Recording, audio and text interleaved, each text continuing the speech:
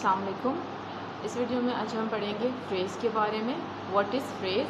Last video में हमने study किया था क्लॉज के बारे में। क्लॉज क्या होता है? Clause it is also sentence but it's a part of large sentence, यानी एक बड़े से सेंटेंस के छोटे छोटे जो आप सेंटेंस अंदर देखते हो जिनके अंदर सब्जेक्ट और वर्ब हो तो वो क्लॉजेस बनते चले जाते हैं।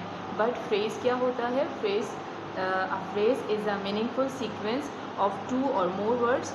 दे work as a unit in a sentence, यानी फ्रेज़ जो होता है वो 2 या 2 से ज़्यादा वर्ड्स पर मुश्तमिल होता है, लेकिन ये एक सेंटेंस के अंदर होता है, फुल मीनिंग नहीं देगा। सपोज़ एक सेंटेंस है जिसमें बात कंप्लीट हो जाती है, फ्रेज़ क्या करता है? आधी बात आपको बताएगा, यानी phrase a group of word which gives some sense not complete sense.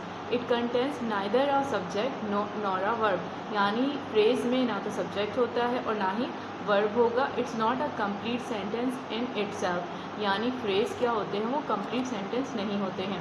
तो आप ये कह सकते हैं कि सेंटेंस के आधा पार्ट जो आपको आधी मीनिंग आधी बात बताता है इसे फ्रेज़ कहते हैं। और let's see what is. For example से समझते हैं कि फ्रेज़ को कैसे समझ सकते हैं आप कि what is phrase. After lunch. After lunch यहाँ पर देखें बात कंप्लीट नहीं है, पर ये सेंटेंस से आप कह सकते हो कि आधी बात है, और ये फ्रेज़ हमेशा 2 या 2 से ज़्यादा होंगे, कभी भी एक वर्ड फ्रेज़ नहीं होता।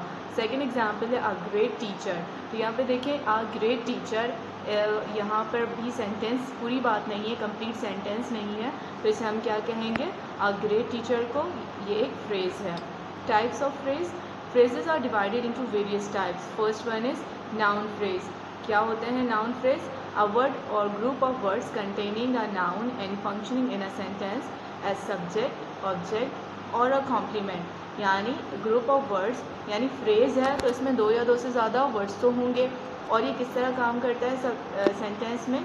समटाइम ये सब्जेक्ट के तौर पर आता है और कभी ऑब्जेक्ट के तौर पर और कभी कॉम्प्लीमेंट के तौर पर। यानी अगर आप देखते हो स्टार्टिंग में कोई फ्रेज़ है जो नाउन से स्टार्ट हो रहा है वो नाउन फ्रेज़ कहलाएगा। अगर आप एक सेंटेंस में देखते हो कोई फ्रेज़ है और वो नाउन से स्टार्ट हो रहा है, वो मेन वर्ब के बाद है, तो हम इसे कहेंगे noun phrase as object. Example I like swimming in the C.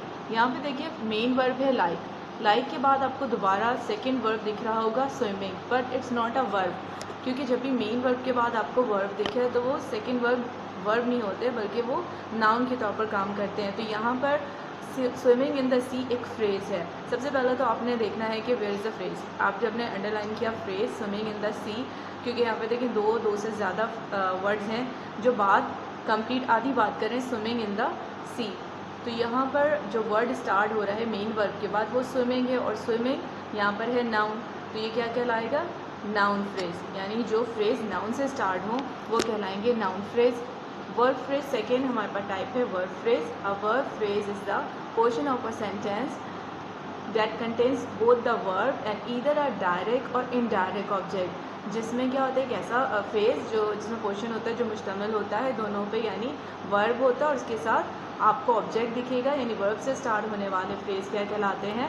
Verb phrase. He is eating an apple. यहाँ पर देखें सब्जेक्ट को आप छोड़ दें तो सब्जेक्ट के बाद इज़ ईटिंग, तो इज़ ईटिंग यहाँ पर वर्ब से स्टार्ट हो रहा है और 2 वर्ब हैं, तो ये क्या हो जाएगा? फ्रेज़ होगा, और ये फ्रेज़ कौन सा होगा? Verb phrase. She has finished her work, तो हैज़ फिनिश्ड यानी कंप्लीट, जो ये हैज़ फिनिश्ड है यहाँ पर क्या हो जाएगा? ये वर्ब फ्रेज़।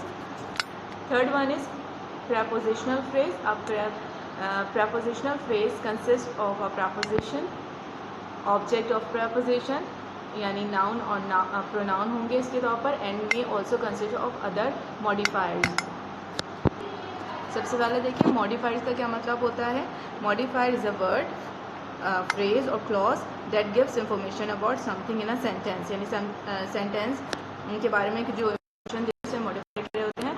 तो prepositional phrase is very easy. एक सेंटेंस आप देखो, my book is on the table, तो माई बुक इस के बाद आप देख रहे हो ऑन द टेबल, ये एक फ्रेज़ है ऑन द टेबल। अब ये फ्रेज़ कहाँ से स्टार्ट हो रहा है? ऑन से, तो जो वर्ड ऑन से फ्रेज होगा, जो फ्रेज़ उसे हम कहेंगे prepositional phrase. The cupboard is in the room, तो पूरे सेंटेंस में आधे सेंटेंस आपने देखा इन द रूम, तो इन द रूम यहाँ पर हाफ सेंस देगा, कंप्लीट सेंस नहीं दे रहा, तो ये फ्रेज़ है। और ये फ्रेज़ जो पहला वर्ड स्टार्ट हो रहा है वो इन से हो रहा है, और इन क्या है? इन है प्रपोजिशन, तो it's called prepositional phrase. Fourth type है adverb phrase. First we should know what is noun, verb, preposition. हमने पार्ट्स ऑफ स्पीच में भी ये सब कुछ पढ़ा है। तो एडवर्ब क्या होता है? Adverb describes the verb, adverb an adjective. तो एन एडवर्ब फ्रेज, जब हम फ्रेज़ की बात कर रहे हैं तो सेंटेंस में हमने सबसे पहले रिकग्नाइज़ किया कि ये फ्रेज़ है। फ्रेज़ कौन से टाइप का है, इसे फिर आप कैसे समझोगे? An adverb phrase is a group of words that tells about a verb, an adjective और an adverb. It does the work of an adverb. It tells about when, where and extent. यानी एक ऐसा, आपने सबसे पहले phrase ढूंढा, this Singh in a beautiful way. तो this सिंग यहाँ पर वो लोग गाते हैं। अब कैसा गाते हैं, ये किसको डिफाइन कर रहा है? Beautiful way. हाँ, ये डिस्क्राइब कर रहा है वर्ब को। तो जो वर्ब को डिस्क्राइब करे उसे हम कहते हैं एडवर्ब। और चूँकि आपने फ्रेज, सबसे पहले आपने फ्रेज ढूंढा, अ ब्यूटीफुल वे, ये फ्रेज है। अब ये फ्रेज जो डिस्क्राइब कर रहा है वो वर्ब को कर रहा है, तो इसे हम कहेंगे adverb phrase. Fifth one is adjective phrase. An adjective phrase is a group of words that tells about noun और pronoun. It does the work of an adjective. यानी एडजेक्टिव क्या करता है? Describes the noun and pronoun को। तो ऐसा word जो noun और प्रोनाउन को डिस्क्राइब करे वो एडजेक्टिव कहलाएगा। और ऐसा फ्रेज जो नाउन और प्रोनाउन को डिस्क्राइब करे उस फ्रेज को हम क्या कहेंगे? Adjective phrase. She bought a beautiful brown chair. तो यहाँ पे देखिए चेयर नाउन है जो जिसकी क्वालिटी बताई जा रही है, उसके बारे में बताया जा रहा है कि एक चेयर कैसी है? Beautiful brown. तो ये यहाँ पर एडजेक्टिव है। अब ये पूरा फ्रेज जो डिस्क्राइब कर रहा है कि उसने ख़रीदा, कैसा जो चीज़ खरीदी वो कैसी है? Beautiful brown chair. ये कहलाएगा एडजेक्टिव फ्रेज। सिक्स टाइप है infinitive phrase. First you should know what is infinitive. Infinitive कहते हैं 2v1 यानी 2 plus base form of the verb. यहाँ पर ये जो वर्ब होता है v1, ये काम करता है नाउन के तौर पर। यहाँ पे ये इसे हम वर्ब, देखने में ये वर्ब लगते हैं लेकिन ये काम करते हैं नाउन के तौर पर। An infinitive phrase consist an infinitive, यानी जो मुश्तमिल होता है 2 प्लस v1 में, यानी base form of the verb में, bfv का मतलब base form of the verb, and modifiers of other related words linked the infinitive. An infinitive phrase will always add a noun, adjective or an adverb in the sentence. तो ये जो infinitive phrase है वो किस तरह काम करता है सेंटेंस में? कभी एडजेक्टिव के तौर पर, कभी नाउन के तौर पर और कभी एडवर्ब के तौर पर। आई एंजॉय, क्या एंजॉय करती हैं? To drive a car. तो यहाँ पे एंजॉय मेन वर्ब के बाद आपको दूसरा वर्ब दिख रहा है टू ड्राइव। तो यहाँ पर ये सेकेंड वर्ब से पहले आपने देखा, मेन वर्ब से पहले यहाँ पर के बाद जो दूसरा वर्ब है ड्राइव, इससे पहले है टू v1 और ड्राइव ये base form of the verb है। तो जो मेन वर्ब के बाद आप देखते हो दूसरा वर्ब है और दूसरे वर्ब से पहले टू है, तो ये टू ड्राइव अ कार एक फ्रेज़ है और ये टू है, टू से स्टार्ट है, तो ये हो जाएगा टू इन्फिनेटिव यानी इन्फिनेटिव फ्रेज़। तो सबसे पहले आपने फ्रेज़ ढूंढना होता है, उसके बाद इसके टाइप बताना है। तो आप देखें कि वर्ब के बाद आपको अगर प्रपोजिशन दिख रहा है, प्रपोजिशन से फ्रेज़ स्टार्ट हो रहा है, तो वो प्रपोजिशन फ्रेज़ है। अगर वो वर्ब यानी सब्जेक्ट के बाद हेल्पिंग वर्ब के बाद देखते हो वर्ब, वो वर्ब फ्रेज़ हो गया। अगर मेन वर्ब के बाद आपको दूसरा वर्ब दिखता है और जो नाउन के तौर पर है,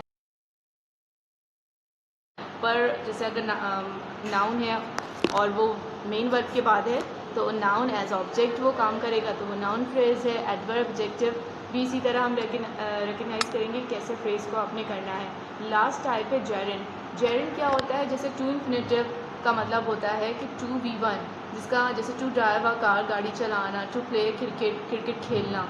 सिमिलरली अगर हम मेन वर्ब के बाद बेस फॉर्म ऑफ जो हमारा base form of the verb है इसे हम ing लगाते हैं। अगर हम ing लगाएंगे तो टू नहीं लगाएंगे, तो जो base form of the verb के साथ ing लगाते हैं तो इसे कहते हैं जेरेंट। तो आई इंजॉय मेन वर्ब है। इसके बाद आपने देखा listening, base form of the verb के साथ ing है, टू नहीं है, तो ये कहलाएगा जेरेंट। जेरेंट से ये पूरा लिसनिंग टू द म्यूज़िक ये बन जाएगा फ्रेज़। तो जेरेंट फ्रेज़ क्या होता है? Gerund phrase a group of gerund verb plus ing। Gerund क्या होता है? Verb base form of the verb के साथ ing लगाते हैं, modifiers and other related words link to the gerund. A gerund phrase function as a noun in the sentence. यानी किस तरह काम करता है ये सेंटेंस में? जब हम फ्रेज़ के देखते हैं तो यहाँ पर ये फंक्शन करता है नाउन के तौर पर सेंटेंस में। For example I enjoy listening to the music. तो यहाँ पर आप क्या इन्जॉय करें? Listening to the music. तो इन्जॉय के बाद जो आपके पास दिख रहा है base form of the verb के साथ ing, यहाँ से लेकर टू द म्यूज़िक आपका फ्रेज़ बना। अब ये कौन से फ्रेज़ की टाइप है, ये एन्जॉय म्यूज़िक, एन्जॉय क्या कर रहे हैं, लिसनिंग टू द म्यूज़िक, तो लिसनिंग से लेकर ये फ्रेज़ बनेगा gerund friend. Second example, he started writing the letter, तो यहाँ स्टार्टेड के बाद जो दूसरा आपको वर्ब दिख रहा है वो वर्ब नहीं बल्कि ये क्या है, नाउन, क्योंकि वर्ब की फर्स्ट V1 के साथ ING लगाएंगे तो ये क्या हो जाएगा, writing the letter. Writing the letter से आपका जो फ्रेज़ है वो कहलाएगा gerund phrase. Thank you so much for watching this video.